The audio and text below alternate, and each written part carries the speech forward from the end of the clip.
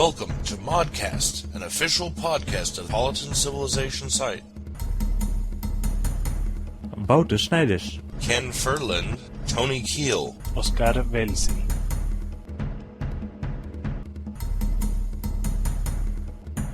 Welcome to the first official episode of ModCast, a PolyCast production. Joining us today is Oscar Velzi. Hello, everybody. Wouter Snijders. Hi. Kenneth Impaler. With the power of code! And me, Tony Kiehl. Your intros were lame. Your intros were lame.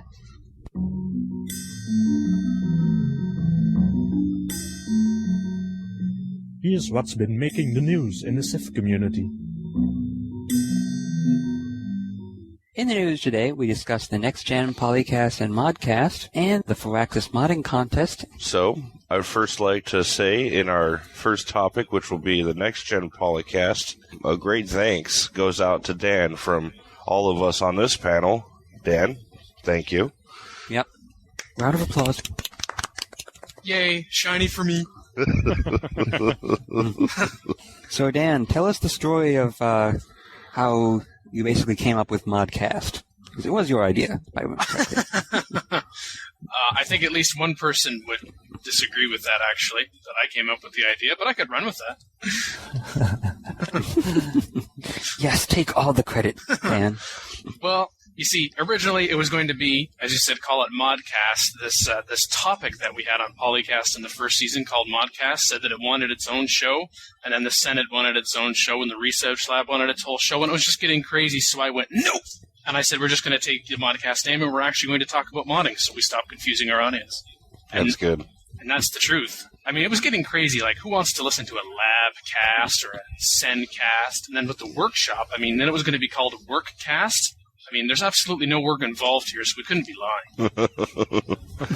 It's all fun in Civ 4. Yeah, but in all seriousness, the first season of PolyCast went extremely well. I believe it's fair to say that it exceeded all of our expectations, myself, Wouter, Imran, and Mackie. And at the same time, we recognized that none of us, with the exception of Wouter, really played mods. I mean, I played the Canada mod. We realized we didn't talk about modding at all. And so we recognized that there was a big part of the Civ community out there that we really weren't addressing. And so we decided that's a great idea for a show, a separate show from PolyCast, and make Poly strategy in design as well as practice. I mean, that's essentially what it's been since the start anyway. And at the same time, we realized we needed a panel to actually discuss things. We decided that Wouter should lead it, since he was an experienced PolyCast regular co-host and actually knew something about it, but he probably didn't want to talk to himself. So we had a number of guests in the first season. I think, Tony, you were on at least one, and Ken, you might have appeared for half of one or something. I don't know. And then... I was on like 2 or 3. Oh, I was on like 3 episodes, wasn't I? See, I'm being conservative. Just like when we talk about download numbers for the show, we have to be conservative so we don't sound like we're boasting. Oh, there's nothing wrong with boasting, Dan. I was on all regular episodes except one. Exactly. It's not boasting if you can back it up. Hopefully there'll be listeners to both shows, but I'm sure that there will be audience members fiercely devoted to one or the other, and it will result in flame wars on the forums and many ad views. Yay. That's really what this is about. Dream on. Bring on the flame wars. We'll also be setting up a separate RSS feed for both PolyCast and ModCast, so you can subscribe to one or the other. Plus, we're also looking at having a feed that will just have all of the episodes on there, so if you want both, you only have to have one subscription, so you'll never miss an episode. That'll be nice. Which, of course, nobody would ever miss an episode. Of course not. Yeah, it has been a lot of fun. How long have we been working on this next-gen PolyCast in secret, Dan? How long has we been on this? I was going to say 5 or 6. Yeah. 6 months? That time just goes by. Since I was first approached. It was around like June or August when you first approached me and the other guys to start the planning. And yeah, I think it was PolyCast episode like 21 that you... Hey, Tony, what do you think about this? Sure, I think you said, did you have fun? Yeah. Do you want to do it again? All the time.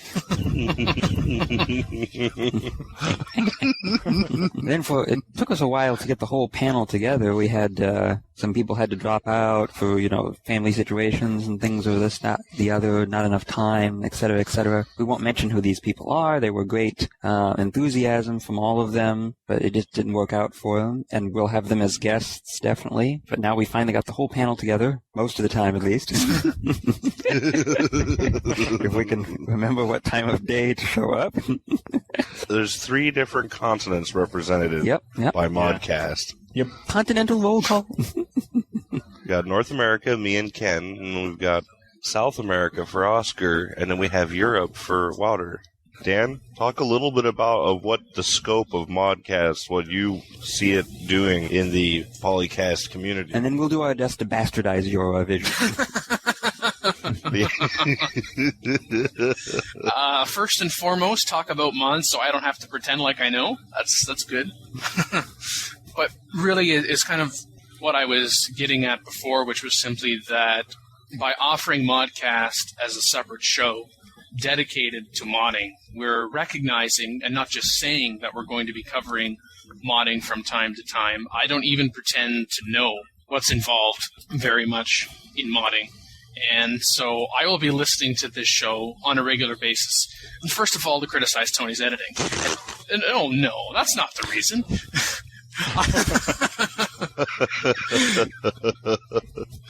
Oh, I got another stink email. Tony's putting me on his ignore list right now. And no, I'm going to be listening because I'm actually going to be learning as I go along a fair bit, and it may actually try a different mod other than the Canada mod. You might be able to convince me. I'm sure you'll go back pretty quick, though. But I know there are people out there that would like to hear about modding. They probably haven't told us. They probably looked at the topic list, or they looked at the people on the show and went, they don't know what I'm talking about. So we want to be able to cover, as best as we can, civilization community interest in terms of what's new and going on, what's hot in the forums, in terms of topics, really comprehensive mods, actually talk to the people who make these mods so we don't have to put words in their mouth, and have fun. I think it might be important to point out that this is not going to be a how-to show, because we don't think audio is really a great format for that as far as modding goes. So we will be talking about the mods themselves and how, what's out there and what we like about it, what we don't like about it. And as Dan points out, we'll be interviewing the people who made these mods. So indirectly, you can probably learn a bit about how to make mods, but it's not going to be the nitty-gritty if you edit this file and if you edit that file. It's more going to be the broader concept behind it. Oh, you might get lucky. We might digress a little bit, but we're not going to plan to show you every little in and out of modding. Yeah, exactly. That's not going to be nitty-gritty, but of course, we digress all the time. We'll get desperate for episode content eventually. We are all modders, so we do know all this stuff. That's the very reason why this podcast exists, as Dan points out. That kind of leads into the idea of modding Spotlight, which so far as yet has been the centerpiece of the pilot episodes, where we pick a particular mod that I would assume has been finished or very nearing finished, and we talk about it, and we look at the graphics, we look at the content. We're talking about a full mod, too, like not just a little part of a mod. And what we eventually want to do is start getting people, mod makers, to join us as guests and have a little interview set up for them and just chit-chat about the mod. And that's going to be called Modding Spotlight. Yep. What are our other pieces? Artist Sketchpad? Yeah. Yes. We'll cover the artworks, just focusing on those. There's a lot of artwork is released without being part of a mod. It's just kind of out there for people to incorporate as they wish. And a lot of those deserve to be spotlighted themselves. And then, again, code portions that are, again, out there just as a small standalone piece, hoping to get incorporated. Those are nice and can be covered. Those go in Coder's Corner. Yep, Code Corner, we call that. And lastly, the cartography room, which is where we cover maps and scripts, small single map scenario type deals. Yeah, so basically WBS and XML only, that sort of stuff. Mm-hmm. And I'm sure there might be more segments added later depending on need. Like, I'm even considering, like, highlighting good tutorials. As we said, we can't go over the specifics ourselves, but I'm sure we could point people in the right direction. Yeah, lots of good tutorials are put out for modding. And we will occasionally also have new segments where we talk about, which major mods have been released or have had updates, and maybe the occasional, what used to be called ModCast topics, but we call them now Forum Talk. So if there are interesting discussions about modding, about things that might be sort of implemented in mod but haven't yet, that sort of stuff, we might talk about that as well from time to time. But I think that largely depends on, how much space we have for that in the episodes. In a week where there's a lot of new releases, we'll probably be focusing primarily on that. Yeah, that could give a modder inspiration from listening to our show to complete one of those mods in the forum talk. Yep, it happens a lot. People come in and pick up those good ideas and implement them. Yes. Okay, and let's see. I think I have an announcement to make, or it might help to inspire a lot of you folks who mod yourself. Basically, modding is the way to get into the game industry nowadays. If you don't have a degree, or if you're only got a little bit of a degree, or you're not going to go to a fancy school, you can learn so much of what is involved in game making through modding, making your own mods, and even especially working with teams to make mods, that you can get into the game industry that way. And we've had someone on this very show. Me! I wonder who. Oh my god. Yeah, me too. Don't lie, Dan. I know you want to do it.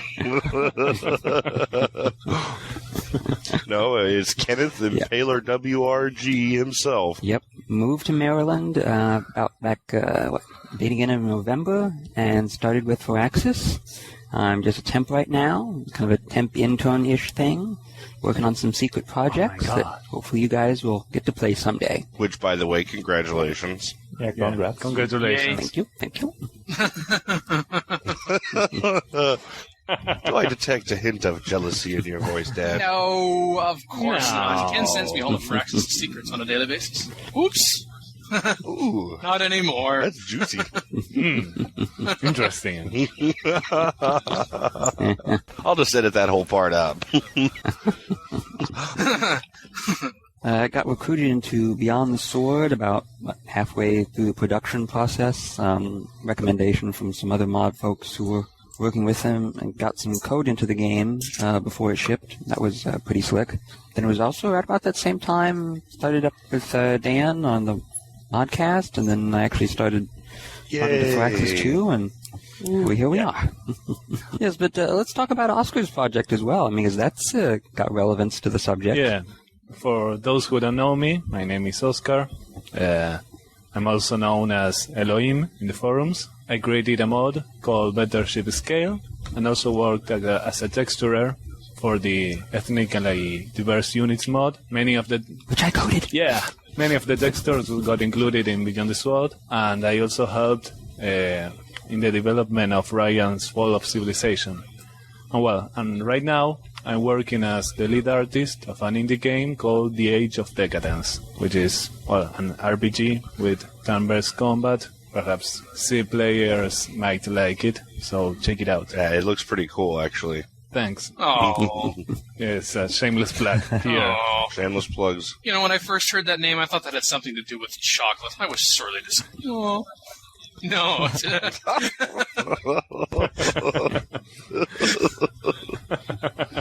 Okay, your turn, Tony. Shameless plug away. My name's Tony Kiehl, but you probably met me at the forums as GarretSidzaka, and some of my work includes a mod called Second Revolution, which slowly but surely a BTS version will eventually get pushed out. It's taking me forever, but I've also done work with Firaxis on Beyond the Sword, and with Dale, who made Beyond the Sword mod with texturing. So a little of my artwork got in there too. and I do requests and I help people out as much as I can in the forums. That's me. Yep. Wouter, what about you? What mod did you work on? Well, recently I haven't done too much. I go back a long way. I started playing Civ all the way back in 1992, and I totally played it to death. I mean, I completely burned out to it. I played every imaginable variant I played. Then I moved on to other games. I came back to Civ 2 in 1996 or so. I soon discovered the modding capabilities of that game, so I started messing around with modding back then. But I didn't have an internet connection. I had no idea of all the amazing things that were going on online in those days. In 1999, I did get an internet connection, but Call to Power was also released in that year, and I was big into that. So I started modding that, and I quickly made a name for myself in the Call to Power community. So much so that I got an invite from Activision to join a team of sort of pre-alpha testers to work on Call to Power 2. That might sound familiar to some of you guys. No? Well, maybe not so much the specific game, but I know about Call to Power. maybe not so much the game, but the concept of being invited for a testing group. That might sound vaguely familiar. Yeah. I worked as an alpha tester on Call to Power 2. Worked on the mods that shipped with that game as well. And well, after the game was released, I was sort of like Tony is doing now. I guess I was helping people out in the forums with their own mods. I didn't do a lot of mods of my own, but my name is in the credits of just about every Call to Power 2 mod out there. So Awesome. I did do a lot of work, and I became sort of a community leader for Call to Power 2, and that led basically to two things. One, I became a staff member for Apolyton, and that led to eventually me becoming the co-owner and admin of the site, and to me doing PolyCast with Dan. So that's sort of how I got here on this very show. And on the other hand, it also led to an invite from Soren to work on another alpha testing group for a different game this time. Guess which one that was? Dinosaurs. So, yeah, no idea. No, almost. No idea. No idea. Yeah, so I worked on Civ 4 as well. Tetris. Yeah, I worked on Civ 4 as a alpha tester, and when we got around to actually making mods for that game and making scenarios to ship with the game, I did get involved there as well. The Desert War scenario I co-designed with Dale and Isaac, and I also helped Ry out with some of the coding aspects of his scenarios. That was 1000 Earth, 1000 AD, and Greek world. Awesome. Yep. And once Civ 4 was released, I also playtested Civ City Roma a little bit, and some of the scenarios and warlords. Once BTS came around, I did work on a scenario of my own that was supposed to ship with Beyond the Sword. But by that time, I was doing so much stuff for Apolyton that I basically had to drop that. That sucks. I hope to still release it someday. Yeah, kind of sucks, but Give us a teaser. What is it about? I'm not saying. I'm gonna leave you guessing. Oh, no, I'm afraid not. Does it have giant death Now robots? you got my imagination going on what kind of mod would it release. We all know it was the Poly versus CFC mod. Everybody knows that. Ooh. It might have been. Ooh, that'd be brutal. Yeah. Then again, it might not have been. So yeah, I worked on that for a while, but that didn't work out because I was too busy. I did do some other stuff. You'd need a language filter for that mod. So yeah, since then I've basically working only on Apolyton stuff and on PolyCast, and indeed on this very ModCast, but not had much time for modding. All right. And another thing is Firaxis has announced a modding contest. Well, before you guys get into that, since I'm just cameoing on this episode, not guest co-hosting this, since we're done talking about next gen, this is the time where I depart. Oh, okay. Well, let's say officially bye-bye, Dan. Goodbye, Dan. Yes. Thanks for showing up. Well, thank you for having me. I hope to be back at some point as a full guest co-host, and then I'll actually have reason to play a mod other than the Canada mod. All right. Well, take care, Dan. Why, thank you. Bye. Finally, I thought he'd never leave. All of that's getting edited out. All of it.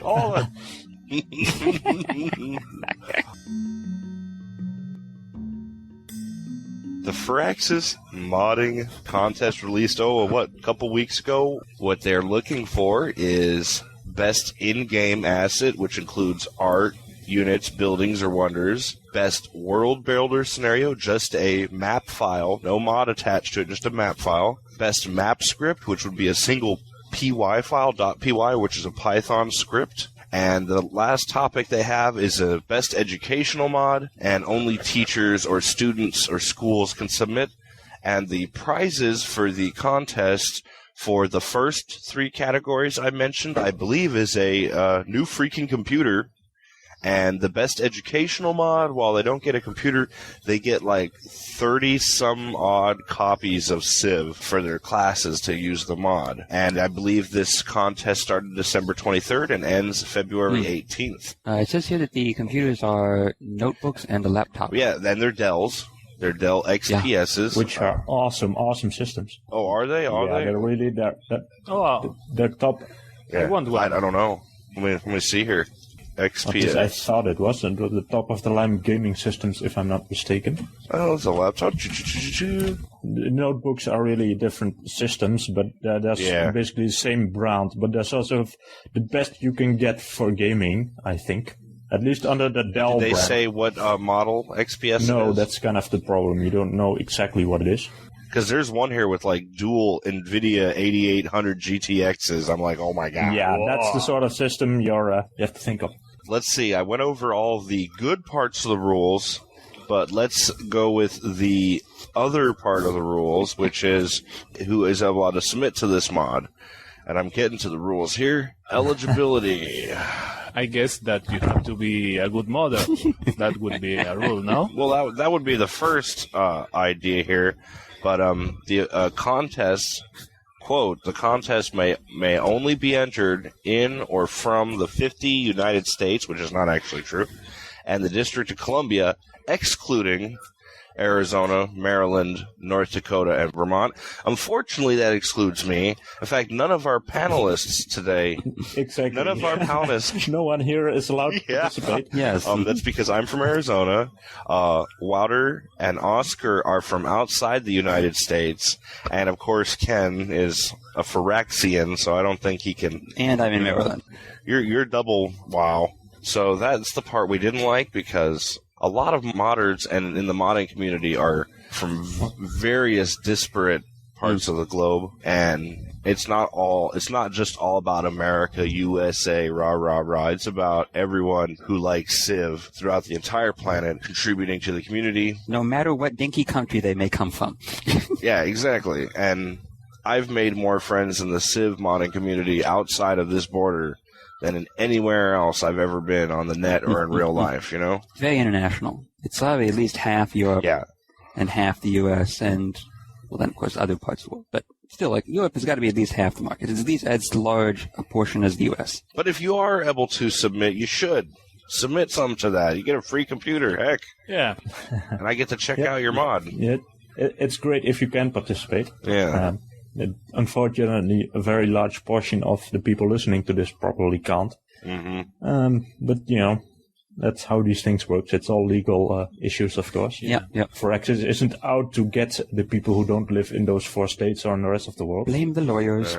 Yeah, exactly. I felt like they were out to get me when I was about to start burning my CD of a mod, and I was like, what? Excluding Arizona? What the fuck? Yeah.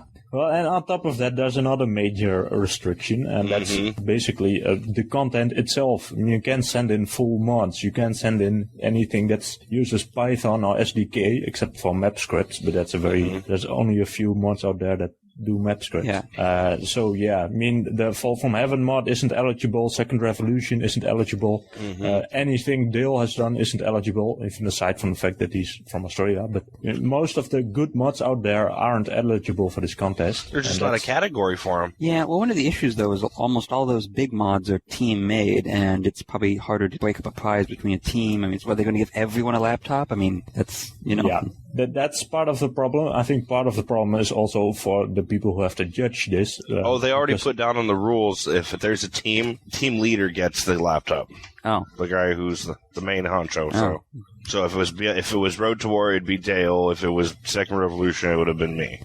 Exactly. But another problem is these people from Firaxis actually have to judge this contest. And if you get 20 mods like Fall from Heaven, or good luck playing all of them and getting any comprehensive idea of what all of them contain and which one is the best, that's really hard to do as well. Yeah. Although, I mean, this is really very limiting, I have to say. I mean, it would have been nice for the World Builder scenario category to at least allow XML changes as well. Yeah. I mean, you can do some really cool stuff with just XML and the World Builder, but just World Builder on its own, you can do very, very little with that. Yeah. Well, what I would do if we had too many mods that were like too big, we just use the old dartboard method of deciding which mod wins, you know? The Praxis dartboard. So, hey, if you're a modder or artist, you're not restricted, send your CD in. You can find the rules for the contest at www.firaxis.com/something or other. And you can also find them at Apolyton news page, and that's apolyton.net. /news.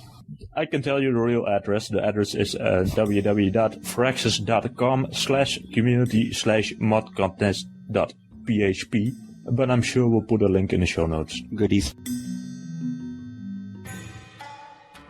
Got news? Email news@apolyton.net or send a private message to Dan Kiehl, Locutus, Grand Patrol, or one of the other news editors.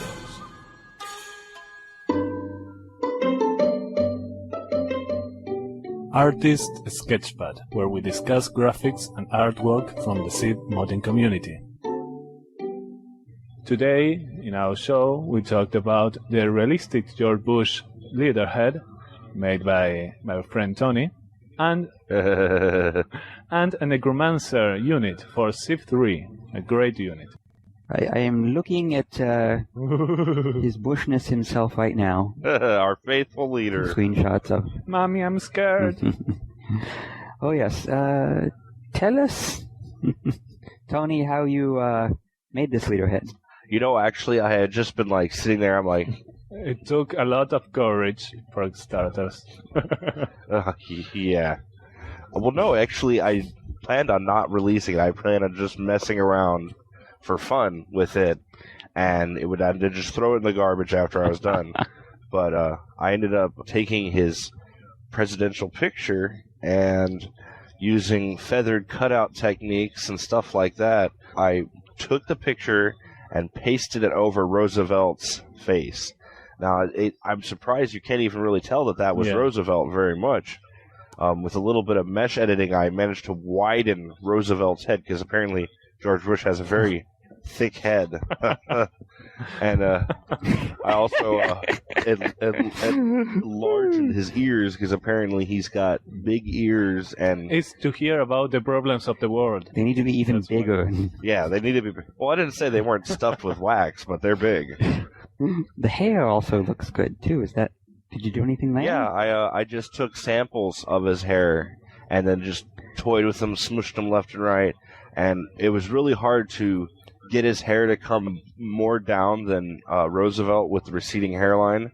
So I put a patch of hair on his actual forehead, and it seemed to just blend right in somehow. So. Oh, I see. It's kind of a separate little chunk of hair. Yeah, exactly. But it's hard to tell. That's the secret of making a good leaderhead. It's hard to tell. But when I first finished with the first initial version of it, I was just like, that really looks like him. I gotta refine it. So I went back and I started on refining it, and then I released it, and it was just a big hit. Yeah. I was just like, I don't know. I was surprised. So. And I call it the realistic George Bush, because there's if anyone's ever seen it back a couple of years ago, someone did another George Bush, and it was just basically a Roosevelt, I think. Besides, also it's photorealistic, the style of the skin, how it is done. For example, compared to Firaxis leaderheads, they are more stylized, more comic-like, They're very stylized, yes. Especially that Gandhi is like an excellent example of that. He's very exaggerated facial features. Yeah, more cartoonish with the shadows and highlights, more defined, without perhaps many realistic details.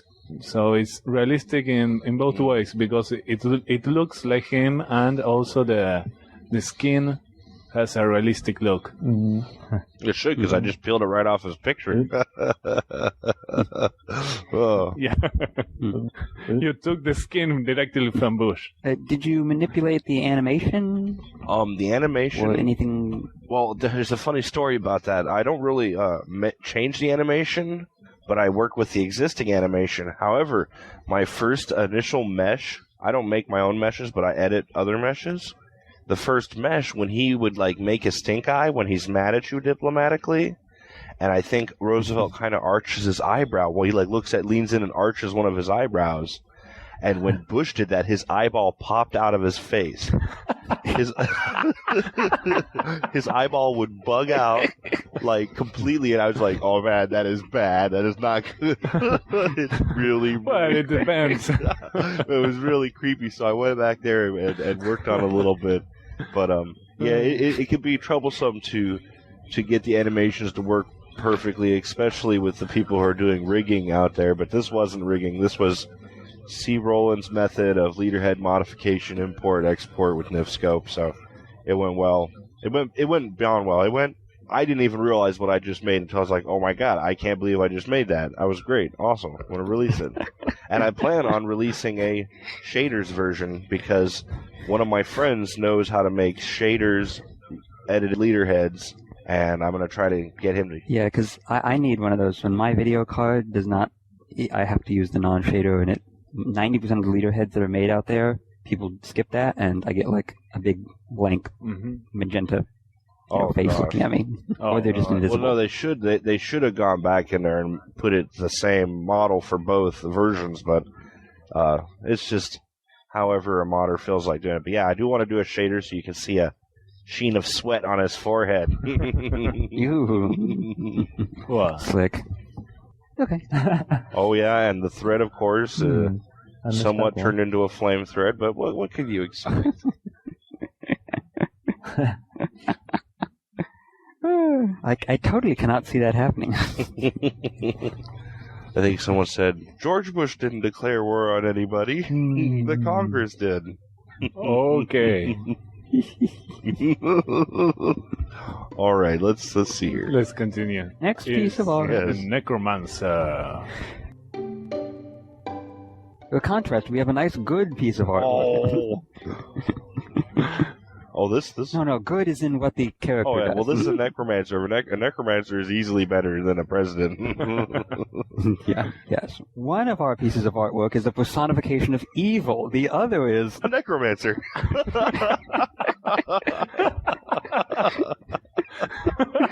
That is awesome. Thank you for scaring away half our audience. Oh man.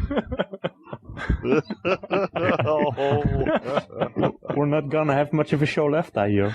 Oh, it was a great show. I'll just edit it all out. I'll just edit it all. Oh. Okay. This is something Oscar. Oscar had a great idea to do some Civ 3 artwork in our ModCast to help represent their community, and I hope that every episode we have a little bit of Civ 3 to put in here. If you don't remember, Civ 3 was the game that came before Civ 4. No, really? really. And there are people who still mod that game. So, as you look at the unit itself, it's in the format of Civ 3 units, which is a pink background and a little tiny animated bitmap. And this is a necromancer. He's got big black and red robes, and he's got a sword and a magic stick with a skull, and he's shooting fireballs out his sword and blasting shockwaves with his stick and rotating skulls. I don't know. It's pretty awesome. Yeah, the blast is amazing. Yeah, it is pretty sweet animation. Now, tell me though, in Civ 3, all these animations, they're essentially a 2D sprite map or sprite animation. Is that how they work? Well, I think they model them first, though. Yeah, they model it, but then what's actually used by the game is just this 2D loop animation, basically, right? Mm-hmm. Yeah. And it's actually harder to do that than to mod Civ 4. It is actually very difficult to mod Civ 3, and Civ 3 modders, I have deep respect because they had to really crack into that code. Civ 4 is all open code, and it was a whole different ballgame. Yeah, 3D editing of Yeah. units is much easier. Yeah. The textures, for example, textures are very easy to change. Yeah, in Civ 3, you had to re-export the whole deal back to this format. Yeah. Ah, I see, yeah. Who made this unit? Plotinus. Plotinus. Definitely kudos. And he's a moderator, too. Yeah, he is a moderator at CFC. At CFC. Oh, well, good for him. I just think it's really nice that we're going to try to represent Civ 3 a little bit, too. Maybe they can come and listen a little, too.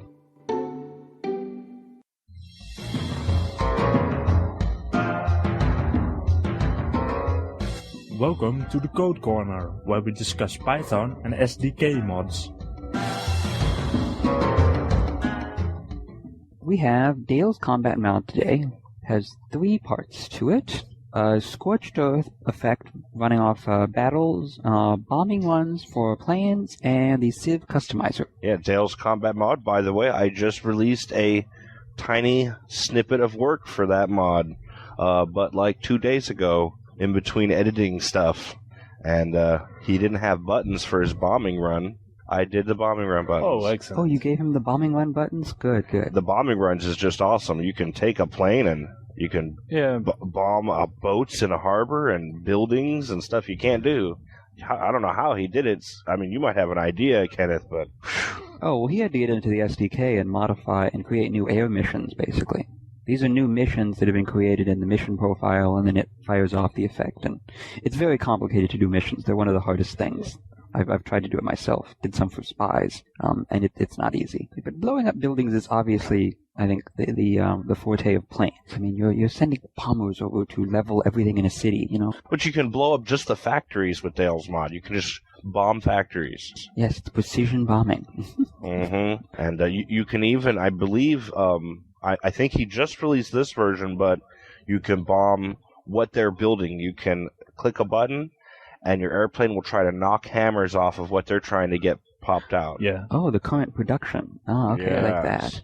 That might actually be very vicious. Yeah, they can never do anything then. Yeah. You can also bomb boats that previously were invulnerable in ports until the last defender of a city was killed. Those boats in port were invulnerable. But now you can strike just the boats, and you can even sink them. And it even pops up and says, you have sunk an enemy battleship. My battleship. Yes, you sunk my battleship. Yeah. Can we firebomb the cities into the ground? Yeah, you can kill civil buildings, and I believe he's going to release a mission where you can knock population, but that might just be a teaser. I don't know. Yeah, I would call that firebomb. Just burn them, burn them. He's giving the bombers the prestige they should have had all along, in my opinion. Well, I would think probably an increase in the cost of the bomber might be appropriate if it can do all these things. That might be good for balance. They really weren't that much more expensive than the fighters in original Civ 4. No, not at all. They really didn't do all that much either. So if they can do all this cool stuff, they should probably be more expensive. Yeah, Dale's combat mod, it existed before Beyond the Sword, and it was a much bigger mod. It had a lot of other things in it, stacked combat, ranged bombardment, all those things. This is sort of the first version for Beyond the Sword, and it doesn't have all these features in it yet. But it has new features, too. It has new features, but for now, the only features that are in there are the ones that we mentioned. Air Bomb, Civ Customizer, and Battle Effects. Battle Effects is basically Scorched Earth, which is, like you brought up, it's a new feature. It wasn't in previous versions. And I did play around with it a little bit, and it's sort of, I like the idea. It's a lot of fun. It adds sort of a billowing smoke, black smoke and fire on tiles where combat took place, so that you can really see there was fighting here. It also has a gameplay effect, and I believe it takes away some of your commerce and food for a number of turns. Yeah, food and production. Minus one to all three, I think. Yeah. So it actually does kind of screw you a little. Pretty harsh. Yeah, now you have to think twice when fighting near your cities. Or choosing where to fight near your opponent's cities. Yeah. These battle effects, they add up. If you have 20 battles in one tile, which tends to happen a lot around cities, then the Scorched Earth effect will be visible for 20 or 30 turns as well. So 30 turns after a battle. So I like this idea. The Scorched Earth, it's a really cool middle feature, but it needs a bit of more work, if you ask me, a bit more polishing. It's just at his 1.0 version. I'm sure he's going to add on a lot of improvements to that. Yeah, exactly. He's already announced a lot of things that are going to be in this combat mod. I'm sure he's going to tweak this as well. Yeah.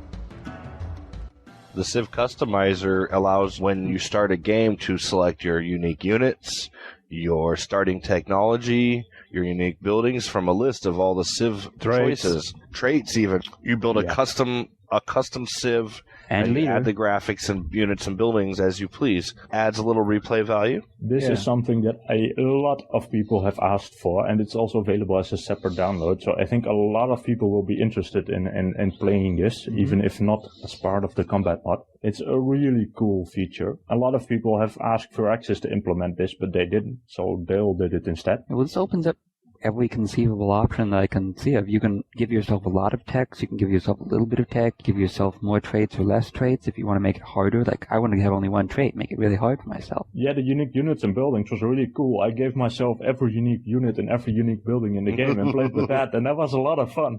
It's not balanced. Maybe not. But it is a lot of fun.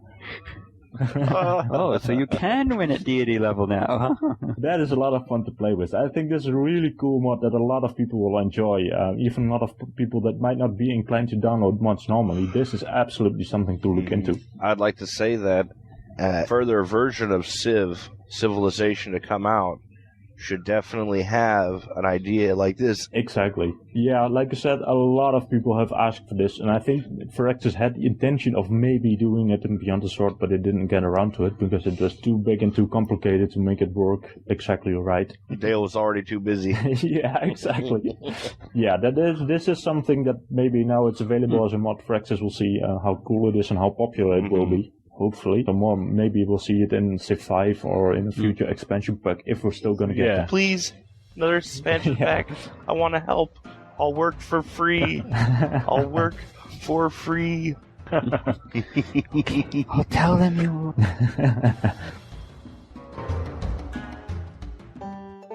Call in today. In North America, the number is 301-637-7659.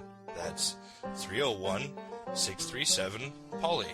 In Europe, 44121-288-7659. That's 44121-288-POLY. You can Skype us at the PolyCast or email us at polycast@apolyton.net. The only thing worse than being talked about is not being talked about. For more information on ModCast, our sibling show PolyCast, or about PolyCast in general, log on to the series' official website at polycast.apolyton.net.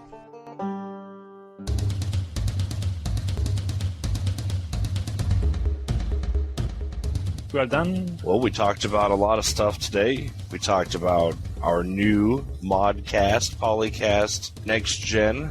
We had Dan over. Dan came and visited. Yeah. And we talked about lots of cool mods. Hooray for us. We're saying our goodbyes now. We hope to see you again 2 weeks. Yeah. Yes, see you, as in you will come hear us. We'll hear you. You'll hear us. I don't know. Now you confused me. By see, we mean here. Okay, well, today you've been joined with Wouter, Locutus Snijders, Bye. and Oscar Elhoim Velzi, Adios. and Kenneth Impaler WRG Ferland, When your powers combine. and me, Tony GarretSidzaka Kiehl. We'll hope to see you again in the next episode. Bye-bye. Bye-bye. Goodbye.